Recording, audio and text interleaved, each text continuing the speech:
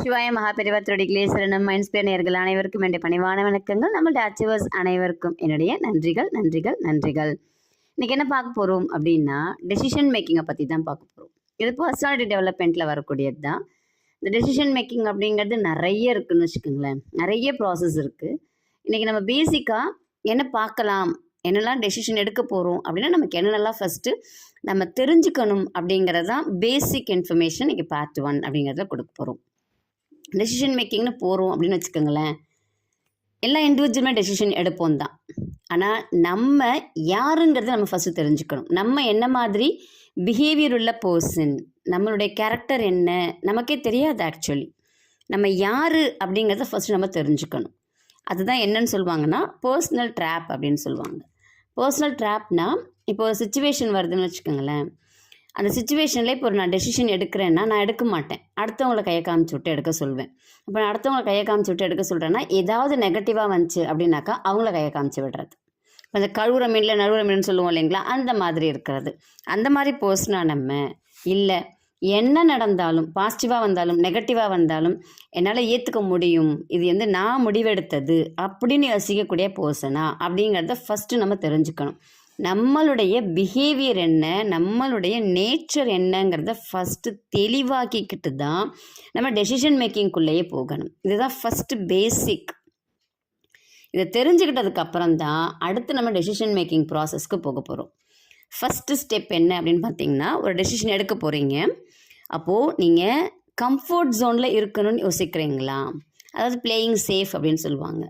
எனக்கு எந்த ப்ராப்ளமே வந்துடக்கூடாது, எனக்கு எந்த ஒரு பிரச்சனையுமே இருக்கக்கூடாது, லாஸ் வரக்கூடாது, நான் ரிஸ்க் எடுக்கக்கூடாது, நான் எதுவுமே சஃபரிங்ஸ் அப்படிங்கிறதே எனக்கு வரக்கூடாது. இந்த லீவ் லெட்டரில் எதுவும் ஐம் சஃபரிங் ஃப்ரம் ஃபீவர், அந்த ஃபீவர் கூட எனக்கு வரக்கூடாது. அந்த மாதிரி யோசிக்கக்கூடிய ஆளாக நம்ம அப்படிங்கிறது நம்ம தெரிஞ்சுக்கணும். அந்த மாதிரி இருக்கிறோம் அப்படின்னா நம்ம டெசிஷன் அப்படிங்கிறத எடுக்காமலே இருக்கிறது நல்லது. ஏன்னா நம்ம டெசிஷன் எடுக்கணும் அப்படிங்கிற ஒரு சுச்சுவேஷனுக்கு வர்றோம் அப்படின்னா நம்ம ரிஸ்க் எடுக்கிறதுக்கு ரெடி ஆகுறோம். நம்மளை வந்து காடோ யூனிவர்ஸோ மோல் பண்ண ஆரம்பிக்க போகிறாங்க அப்படிங்கிறதுக்குரிய ஒரு பாயிண்ட் தான், அந்த செக்கிங் தான், ஒரு டெஸ்டிங் ப்ராசஸ் தான் நமக்கு இந்த மாதிரி ஒரு சுச்சுவேஷனையே கொடுக்கறது. அதுலேயுமே நான் வந்து கம்ஃபர்ட் ஜோனில் தான் இருப்பேன், நான் சேஃபாக தான் இருப்பேன், நான் வந்து அடுத்தவங்க தான் கஷ்டப்படணும்னு நினைப்பேன், நான் கஷ்டப்படக்கூடாது, நான் எப்பயுமே சேஃப்டியாக தான் யோசிப்பேன் அப்படின்னு நினைக்கிறோம் அப்படின்னாலே நம்ம வந்து என்ன சொல்கிறது, டெசிஷன் மேக்கிங்குள்ளேயே நம்ம போகக்கூடாது. போகாமல் இருக்கிறது தான் நல்லது. ஏன்னா நம்ம ரொம்ப சுயநலமாக இருந்தோம் அப்படின்னா நமக்கு சமத்தையாக ஒரு அடி வந்து யூனிவர்ஸ் ஃப்யூச்சரில் கொடுத்துரும். அதனால் அந்த பார்ட்டுக்கே நம்ம போகக்கூடாது. அடுத்து நீங்கள் என்ன பார்க்கணும்னா, இந்த கம்ஃபர்ட் ஜோனில் நம்ம ஏன் இருக்கணும்னு நினைக்கிறோம் அப்படின்னாலே நம்ம ஒரு ஃபியரை பற்றி யோசிக்கிறோம். பயம் இருக்குது, எதை எடுத்தாலும் பயம் இருக்குது அப்படின்னாலே நம்மளால் டெசிஷன் மேக்கிங்கை ப்ராப்பராக எடுக்கவும் முடியாது, எடுத்தால் ஜெயிக்கவும் முடியாது.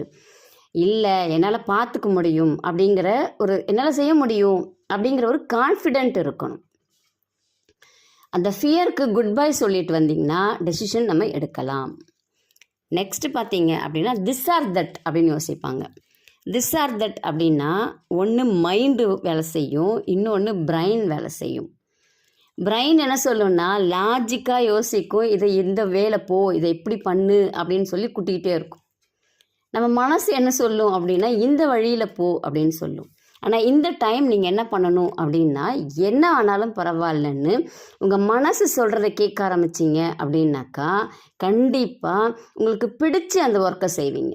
பிரெயின் சொல்கிறத கேட்டீங்க அப்படின்னா கண்டிப்பாக உங்களுக்கு பிடிச்ச அந்த வேலையை செய்ய மாட்டீங்க. கஷ்டமே வந்தாலுமே உங்கள் மனசு சொல்லி நீங்கள் டெசிஷன் எடுத்தீங்கன்னா கண்டிப்பாக உங்களுக்கு அதில் ஒரு இன்வால்மெண்ட் வர ஆரம்பிக்கும். அப்போது உங்கள் மனசையும் உங்கள் பிரெயினையும் கம்பேர் பண்ணி பாருங்கள். எது உங்களுக்கு கரெக்டுன்னு தோணுதோ அதை வந்து நீங்கள் சூஸ் பண்ணிக்கணும். அடுத்து பார்த்தீங்கன்னா பயஸ் இருக்கக்கூடாது. டெசிஷன் எடுக்க போகிறீங்கன்னா உங்களுடைய பொசிஷன்லையும் அடுத்தவங்களுடைய பொசிஷன்லையும் என்ன சொல்கிறது, கூட குறைச்சி பார்க்கவே கூடாது. நீங்கள் ஒரு வேலை செய்கிறீங்களா, அதே இதை இப்போ நீங்கள் அடுத்தவங்களுக்காக எடுக்கிறீங்க அப்படின்னா அடுத்தவங்க பொசிஷனில் உங்களை வச்சு தான் நீங்கள் எடுக்கணும். அப்போ தான் உங்களுக்கு யூனிவர்ஸோ கடவுளோ அருள் கிடைக்கும். நீங்கள் பயாஸ்டாகவே இருக்கிறீங்க. உங்கள் குடும்பம் ஒரு மாதிரியும், அடுத்தவங்க குடும்பம் ஒரு மாதிரியும், எனக்கு ஒரு மாதிரியும், அடுத்தவங்களுக்கு ஒரு மாதிரியும் நீங்கள் யோசிக்க ஆரம்பிக்கிறீங்கன்னாலே, பயாஸ் அப்படிங்கிறது வந்துருச்சு அப்படின்னாலே யூனிவர்ஸ் என்ன பண்ணாதுன்னா உங்களுக்கு ஹெல்ப் பண்ணாது. யூனிவர்ஸ் எல்லாருக்குமே ப்ளஸ் பண்ணிக்கிட்டே இருக்கணும்னு ஆசைப்படும். ஆனால் இந்த மாதிரி எல்லாம் கொஞ்சம் நெகட்டிவாக போகிறோம் அப்படின்னா யூனிவர்ஸ் நமக்கு ஹெல்ப் பண்ணாது. அது டெஸ்ட் பண்ணும், நம்மளை கண்டிப்பாக டெஸ்ட் பண்ணும். யூனிவர்ஸும் சரி, கடவுளும் சரி, நம்மளை டெஸ்ட் பண்ணாமல் விடவே மாட்டாங்க. அடுத்தது பார்த்திங்கன்னா, டூ மச் நெகட்டிவ் திங்கிங் இருக்கக்கூடாது. ஒரு வேலை ஆரம்பித்தாலே நடக்காது, போகாது, வராது, வரும், அப்படியே இருக்கக்கூடாது. டூ மச் நெகட்டிவ் திங்கிங்கும் தப்பு, டூ மச் பாசிட்டிவ் திங்கிங்கும் தப்பு. அதாவது ஓவர் கான்ஃபிடென்ஸ் அப்படிங்கிறதும் தப்பு. கான்ஃபிடென்ஸ் லெவல் இருக்கலாம், ஆனால் ஓவர் கான்ஃபிடென்ஸ் என்ன பண்ணணும், நம்மளை இழுத்து விட்டுரும், கீழே இழுத்து விட்டுரும். அப்போ ஓவர் கான்ஃபிடென்ஸும் வேணாம், ஓவர் நெகட்டிவ் தாட்ஸுமே நமக்கு இருக்கக்கூடாது. அதுக்கடுத்து எந்த ஒரு வேலை செஞ்சாலும் அப்ரூவல் ஃப்ரம் அதர்ஸ், அடுத்தவங்கள்ட்ட போய் கேட்டுட்டு நிற்கிறோம், அவங்க சொல்லட்டும்னு யோசிக்கிறோம் அப்படின்னா அது சரியான பாத்து கிடையாது. நமக்கு டெசிஷன் மேக்கிங் கெப்பாசிட்டியே வராது. அடுத்து பார்த்திங்கன்னா, பியாண்ட் தி லிமிட் திங்க் பண்ணக்கூடாது. பியாண்ட் தி லிமிட்னா, இப்போ ஒரு ஒர்க் இருக்குன்னா அதை பற்றின இன்ஃபர்மேஷன் நம்மக்கிட்ட இருக்குது. அந்த இன்ஃபர்மேஷனை பேஸ் பண்ணி நம்ம எடுக்கிறோம் அப்படிங்கிறச்ச நமக்கு ஓரளவுக்கு டெசிஷன் மேக்கிங் பாசிட்டிவாக வர ஆரம்பிக்கும். நீங்கள் டெசிஷன் எடுக்க நீங்கள் பியாண்ட் தி லிமிட் திங்க் பண்ண ஆரம்பிக்கலாம். எடுத்த உடனே பியாண்ட் தி லிமிட் திங்க் பண்ண ஆரம்பிச்சிங்க அப்படின்னா ஃபவுண்டேஷனே இல்லாமல் நம்ம மேலே போகிற மாதிரி இருக்கும். எப்படி இருக்கும் கட்டடம்? கஷ்டம் இல்லைங்களா? அப்போது பியாண்ட் தி லிமிட் திங்க் பண்ணுறதை கொஞ்சம் குறைச்சிக்கணும் இனிஷியல் ஸ்டேஜஸில்.